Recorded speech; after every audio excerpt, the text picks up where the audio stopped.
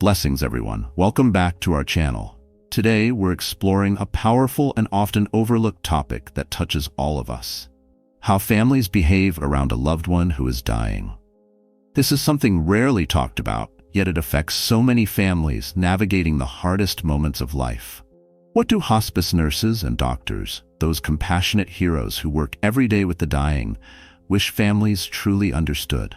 What are the subtle, unintentional actions that might actually cause pain instead of comfort? This video is not about blame or judgment. It's about sharing honest, heartfelt stories straight from the front lines of end-of-life care. We'll hear from experts like Julie McFadden, Nurse Tasha, Dr. Michael Kerney, and other professional hospice nurses and doctors who reveal the common things families do without realizing they could be hurting their loved ones in their final days. Let's start with someone who's truly changing the way we think about death: Julie McFadden. If you've been following conversations around hospice care and end-of-life support, her name probably sounds familiar. She's not only a seasoned and deeply compassionate hospice nurse with decades of experience, but also the author of the New York Times bestselling book, Nothing to Fear. A book that's bringing comfort and clarity to thousands of people navigating the reality of death and dying. What makes Julie's voice so powerful is how clear, calm, and deeply human she is in the way she explains things. She's not just a nurse, she's a guide for families during the most emotionally fragile moments of life. And one of the most important things she keeps repeating in her interviews, videos, and writing is this: there's nothing to fear about death, but there are things we need to understand. Now let's talk about one of the topics Julie speaks most passionately about: things families often do around the dying without realizing they're being hurtful. She explains that one of the hardest situations she sees, again and again, is when families refuse to accept that their loved one is actually dying.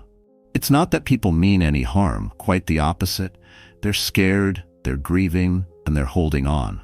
But that fear often leads to actions that unintentionally make things harder for the person who's dying. Julie says that families often try to push food, push water, or keep encouraging their loved one to fight or get better, even when the body has already started to shut down.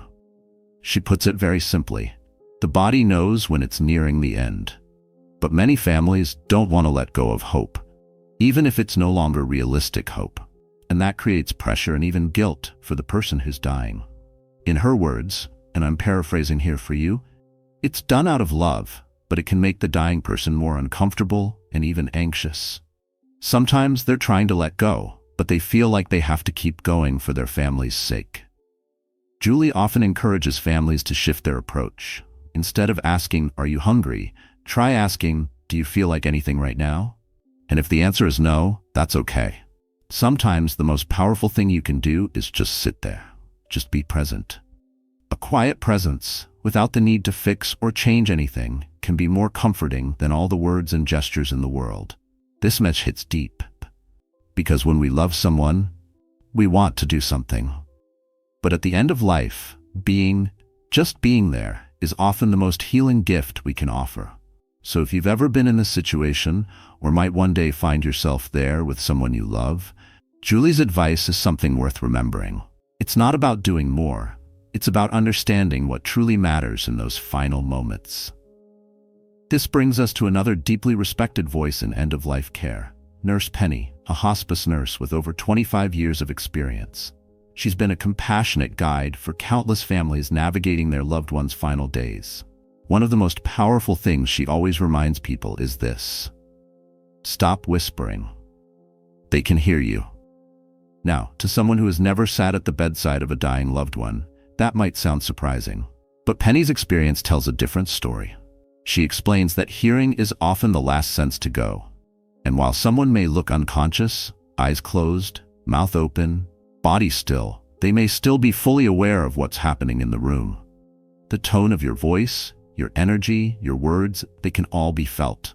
Tasha says one of the most painful things she witnesses is when families start talking over or around the dying person, especially in hushed tones. They may start making decisions aloud, reminiscing in the past tense, or even arguing. And this often happens when the person can no longer respond. But that doesn't mean they can't hear. In one talk, Penny recalled a situation where an elderly man was nearing death. His adult children were gathered in the room and things got tense. They began whispering to each other about funeral plans, who would handle the estate, and who should have done more during his life. They thought he was unconscious, unaware of what was happening. Later that night, just before he passed, the man opened his eyes for a few seconds and let out a soft, emotional sigh. Penny, who had been holding his hand the entire time, said she could feel how heavy the atmosphere had become. She believes he heard everything, and it hurt. After his death, she gently explained to the family what had likely happened. She told them he may not have been able to respond, but he was listening, and what he needed most was peace. That experience changed the way those family members showed up for future loved ones, and Penny has told the story often, hoping it will help others do better. Penny's advice: talk to your loved one like they're still fully present, because in many ways, they are. Tell them you love them, thank them, share a memory, sit with them in quiet presence if you don't know what to say, but never assume they can't hear. Because often they can. This is one of those things that seems small, but in hospice care, it makes a world of difference. It can bring peace to the dying and healing to those left behind. Dr. Michael Kerney, one of the most respected voices in end-of-life care. He's a palliative care physician with over 40 years of experience. He's worked in hospice and palliative settings in both Ireland and the United States. And through those years, he's witnessed something that touches almost every family he's cared for. One of the most profound messages he shares is this: don't hide your tears, but don't make them carry your grief. This advice speaks directly to the emotional weight that families sometimes unknowingly place on their loved one who is dying. Dr. Kearney is not telling people to be cold or to hold back their feelings. In fact, he believes that showing emotion is an act of love. But there's a very delicate boundary. When someone is in their final days, they're often hyper-aware of the people around them. Even if they can't speak anymore, they can sense the emotional energy in the room. They hear your voice. They feel your sadness. And sometimes if a family member completely breaks down or says something like, "I can't live without you," or "please don't go," it puts emotional pressure on the dying person. Dr. Kearney has seen this firsthand. One story he shared involved a woman in her early 60s who was dying of cancer. She was surrounded by her adult children, and one of her daughters in particular was extremely close to her. During one of her final visits, the daughter knelt by her mother's bedside and began sobbing uncontrollably. She kept repeating, "Don't leave me, Mama. I can't do this without you. Please don't go." As the mother lay there, already fragile and nearing the end, she mustered the strength to whisper, "I'm sorry." Think about that. This woman, who was in pain and slipping away, still felt the need to comfort her daughter. She was apologizing for dying. Dr. Kearney said this moment stuck with him because it showed how deeply the dying still carried emotional responsibility. He explained that the mother was ready to let go, but she was emotionally holding on because her daughter wasn't ready to release her. That's why he urges families to cry, but with intention. Cry with love, cry with gratitude. Let your loved one know it's okay to rest and that you'll carry their memory with strength, not sorrow.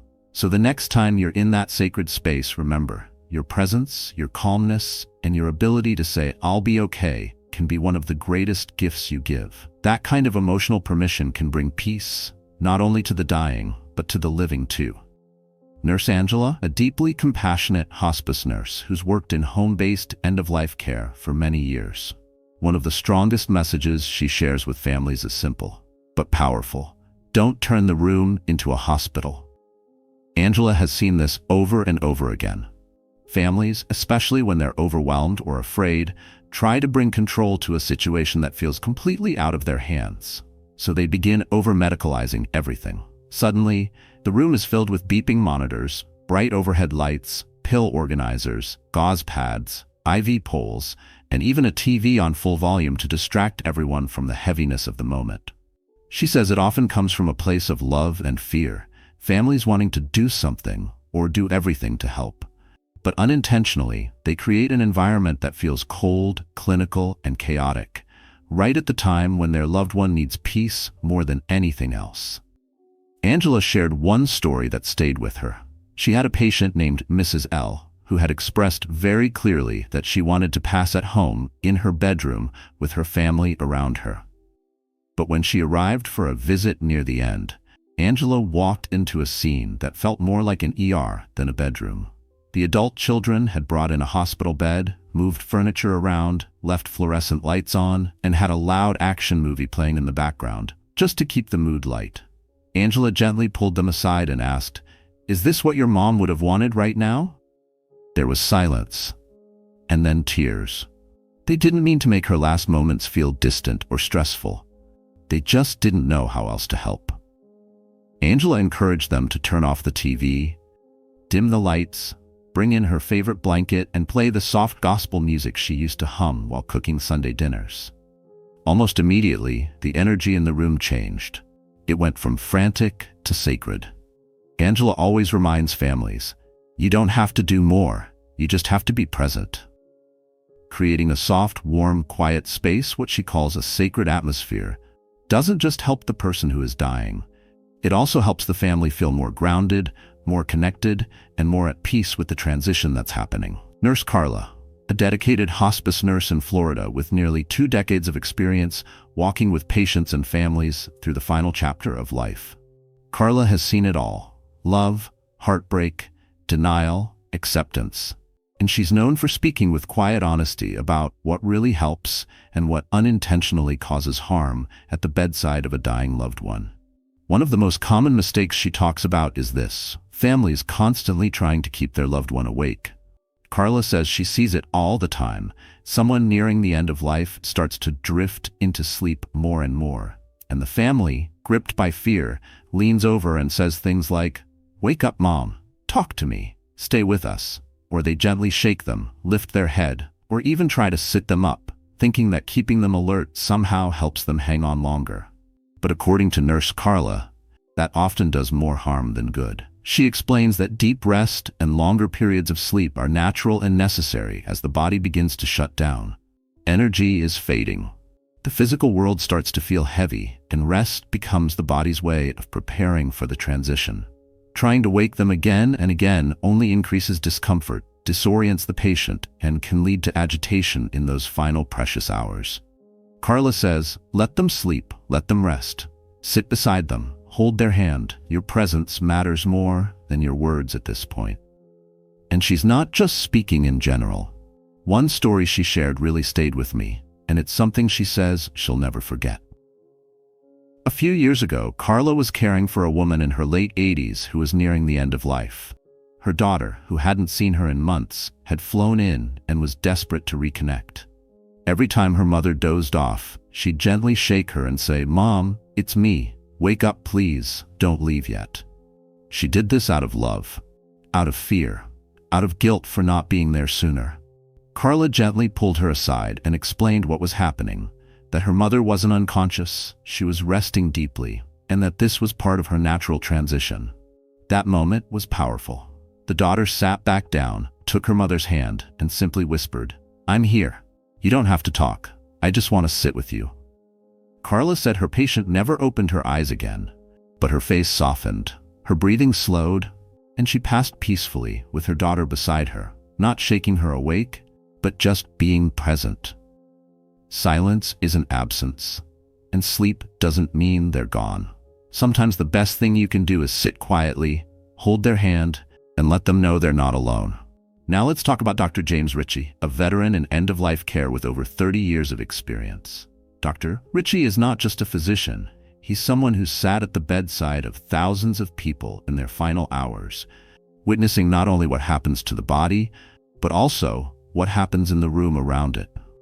And he brings up something many families never realize they're doing, something that can feel helpful, but often isn't. Dr. Ritchie calls it the fixer mode. You might recognize it.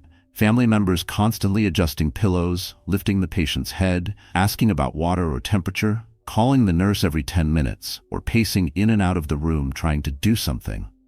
It comes from a place of love. But he says, that constant fixing can actually create more stress than comfort.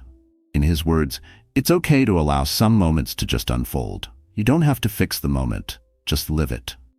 And here's a moment he shared that really stayed with him. There was an elderly man in his final days. His family was doing everything they could think of, fluffing the sheets, checking the oxygen machine, putting on calming music, adjusting the blinds for just the right light. But all the movement, all the effort, it became overwhelming. The man, who could still speak at the time, quietly said to Dr. Ritchie, "I just want to be still for a while." Dr. Ritchie gently asked the family to step back, not leave, but just be there.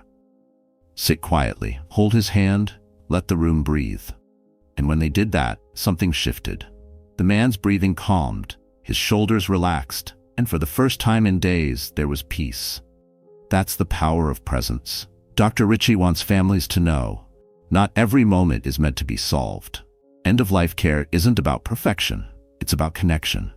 Your quiet presence, your listening ear, your stillness, sometimes that's the greatest gift you can offer. Nurse Tasha, someone whose work goes beyond just physical care. Tasha is a hospice nurse who also specializes in emotional and grief counseling. She spent years helping families through some of the hardest moments in life. And one thing she says she sees far too often is this: families trying too hard to stay strong and positive, to the point that it shuts down the real emotions that need to be expressed. Now, we all get it. No one wants to show sadness in front of someone they love who's dying. They want to be brave, to keep spirits high. But Tasha says this kind of forced positivity can unintentionally silence the very things that matter most in those final days.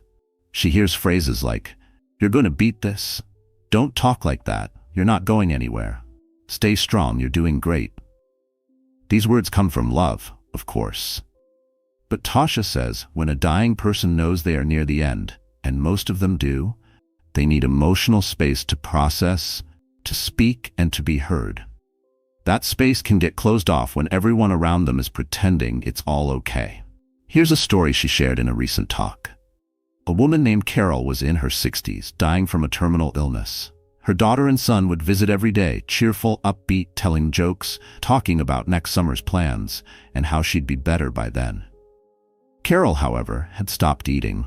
Her breathing was slowing down. Her body was clearly showing signs that she was near the end. One afternoon, when her children had stepped out of the room, Carol whispered to Nurse Tasha, "They don't want me to die, so I can't say goodbye. But I need to." She was afraid that if she brought up death, it would shatter her kids.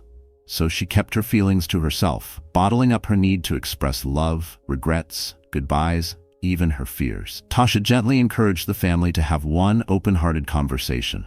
She explained that it's not about giving up. It's about giving space for truth. Eventually, the daughter sat at her mom's bedside and said with tears, "I'm scared to lose you, but I'm here. I love you, and if you need to let go, we'll be okay."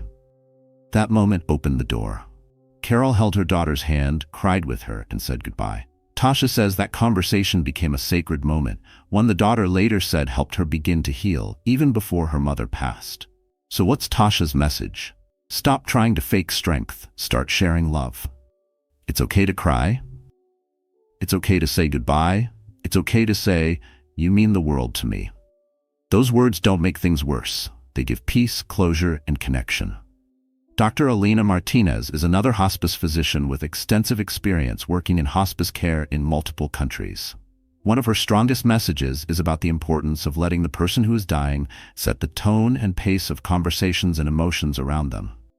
Dr. Martinez has noticed that family members often come to the bedside carrying their own feelings and needs. They might want to say sorry for past mistakes, cry and grieve out loud, or demand answers about what will happen next. But in their urgency to express their emotions, they sometimes forget the most important question.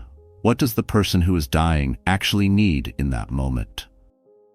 She explains that each person nearing the end of life is different. Some want to talk openly about their fears or memories. Others might want to pray or listen to spiritual music, and many simply want peace and quiet to rest or process their own thoughts. The key, Dr. Martinez says, is to follow the lead of the person who is dying and respect their emotional and physical state. One story Dr. Martinez shares stands out. She cared for an elderly man named Joseph, who was in the final stages of illness. His family arrived overwhelmed and tearful, pressing him to discuss unfinished business and express their regrets. Joseph, however, responded by closing his eyes and turning away from the conversation. Instead of pushing him to talk, Dr. Martinez suggested the family sit quietly with him, hold his hand, and just be present. Over time, Joseph relaxed, and the family began to understand that his need was simply to feel their calm presence, not to engage in heavy conversations. This moment taught them to read his body language and let him guide the emotional flow. The family later told Dr. Martinez that this quiet presence brought them a deeper sense of peace than any words could. Dr. Martinez emphasizes the importance of asking simple questions like, "What do you want right now?" And if the person cannot answer, paying attention to their gestures and mood.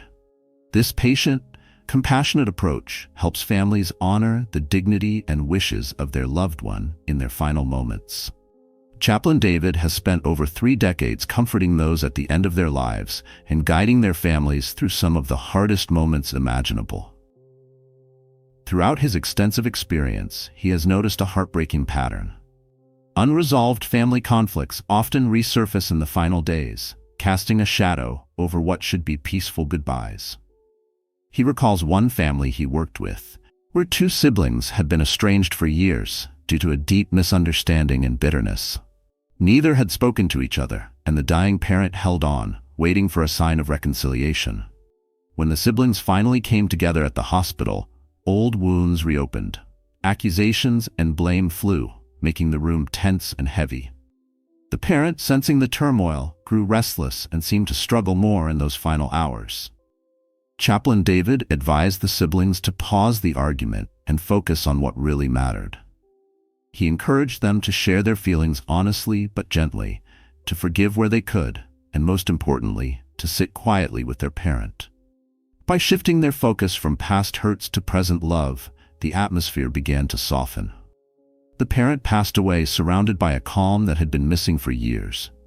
His key message is clear. Unresolved issues can deeply affect both the dying and those left behind. If there's something to mend, don't wait until the last moment. Make the effort early. And if healing isn't possible, at least strive to bring peace to the environment, allowing your loved one to pass without added pain or chaos. This respect and calm can create a sacred space where healing begins, even if only after goodbye. So many of these nurses and doctors agree on one key truth. Dying is not a medical event, it's a human one. And it deserves presence, compassion, and care, not panic or performance. If you've made any of these mistakes before, you're not alone. All of this comes from love. But by understanding what really helps and what doesn't, we can show up better for the people we love at the most important time of all. Let me know in the comments. Have you ever been with someone at the end of life? What did you learn from the experience? And if you found this video helpful, don't forget to like, subscribe, and share it with someone who might need it. Blessings and love to you all.